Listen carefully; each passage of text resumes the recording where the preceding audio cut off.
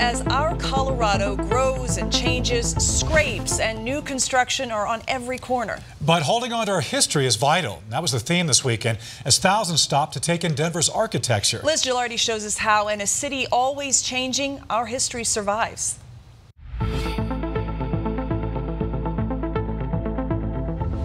I think it's a fun tour because we'll actually be able to see Capitol Hill's growth and change. Growth and change. It's a theme in our Colorado and on this walking tour in Capitol Hill.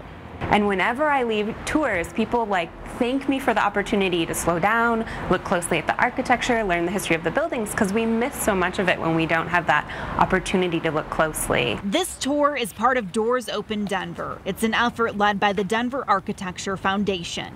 During the weekend, groups like this saw some of our city's most prized historic buildings up close. I think it's hugely important. I mean, this represents a lot of our history. I mean, we're here at the unsinkable Molly Brown House, just gorgeous architecture, and I think that that's an important reflection as our city is changing. But it's not just about preserving history. Really, it's an ongoing effort, like here at the Molly Brown House, where some 50,000 people visit every year. In a city of scrapes, houses being torn down to make way for new, it's hard to believe this house almost faced a similar fate. This home is the flagship property of Historic Denver because in 1970 it looked like it was going to be demolished to make way for a surface parking lot. Instead, it shows what true preservation means and why it's so important in a city that's growing so fast. It's just a very important part of our city's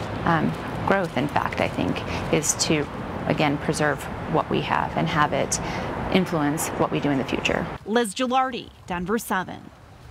Very cool. And if you missed out on Doors Open Denver, you can still check out historic homes. We'll have a link to featured places so you can make your own walking tour.